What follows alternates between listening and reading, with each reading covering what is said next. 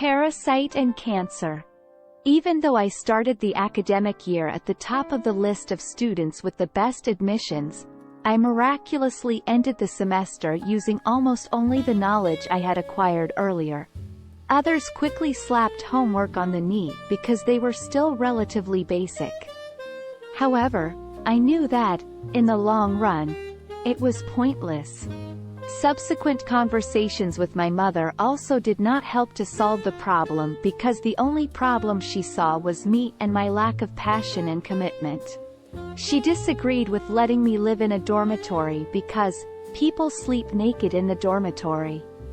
I also had yet to learn about renting a student room for similar reasons. I dropped out of college and clarified that I wanted to go where I originally wanted to go, in a completely different city. My mother disagreed, informing me that I only had one chance. She laughed contemptuously in my face that I had just lost my life and was a victim of fate. I started looking for a job, although it was difficult. I am still determining what the job market for young people looks like now. Still, in those days, no one wanted to hire a 19-year-old girl with zero experience, even for the most straightforward jobs. 2 months was enough for it to escalate. More and more often, I heard from my mother that I was a parasite and cancer. Her voice was joined by the rest of the family, telling me that I was sitting on her hump and threatening to get me kicked out of the house if I didn't get a job and contribute to household expenses. The explanations also failed. Mother works hard. She does so much for you. You are an ungrateful monster. You lie. Where was my dad at that time? He needed to learn what was happening in another city, working 2 jobs. He also didn't know that my family was threatening me, that my mother wouldn't allow me to study. She was effectively cutting him off by telling me that he ran away because he didn't love me and telling him, in turn, that I didn't love him and that I didn't want him at home. It wasn't until years later that I could rebuild my relationship with my dad.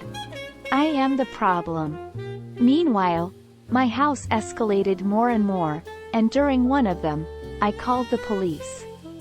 But, unfortunately, here too, the police failed me. Not believing a young girl who is not beaten but believing a tearful mother who does not know what to do with an adult child who allegedly threatens her and a terrified uncle who thinks I am capable of murdering them in a dream. My uncle loudly stated that if the police couldn't lock me up, all he had to do was tie me to a tree in the woods. What about the police? She understood that the problem was severe, and that I was the problem. The visit ended with an official warning that my mother wanted me well, and if I tried to call them again, I would get a ticket. It was a watermill for my mother because she felt absolutely unpunished.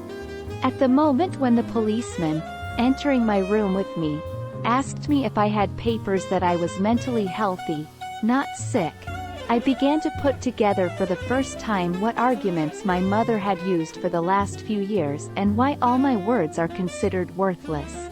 The subsequent investigation in the following years proved that my mother regularly distributed information to my family, her family, and my friends that I was mentally ill and therefore needed specialist care and that my visits to the mental health clinic were only hers.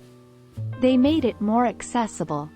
She asked me to update her on where I was and what I was doing for my safety because she worried about me. It thoroughly explained why everyone reacted to my words about my mother in such a strange way. This sad, professionally successful woman known to all, with a heart for all children, cannot be a problem. I can't count how many times I've heard texts about, "You only have one mother. You're exaggerating." Or, "You should reach out to your mother because she loves you very much. She saw me last time." My family came in when my mother left the house, and my father stayed there one day. "It's time for a serious talk," they said. We were counting on support, but we were given a month to move out before the rest of the family took my dad away by force and made me legally incapacitated. The mother did not want to discuss this topic with us after her return, alternately keeping silent or shouting that she could not talk to us because it was impossible and that we were to leave. But, she said, she has the right to start her life anew. As requested, 2 weeks later, I moved out of the house. Suddenly in the morning, a few days later, she was still sleeping. I never said goodbye to her. She had no idea that the last night she yelled at me was the last time she saw me. I lived with my then boyfriend, now husband, who gave me a quiet space to find a job. I found and took it, and today I can confidently say that my career is booming. I've never told anyone about the past because I know from experience that after the password, my family thought I was mentally ill. Everyone starts to wonder, oh boy, I never looked at her from this side, and what if they were right?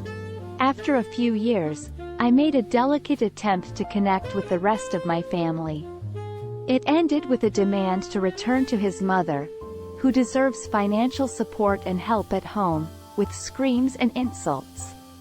I cut contact completely. There will be no more attempts on my part. I can't forgive her. I don't feel obligated to let go of my mother because the line was crossed long ago. I could forgive all the mistakes resulting from her attempts and efforts to make it right, with better or worse results. But I cannot forgive her for what resulted from treachery and cruelty.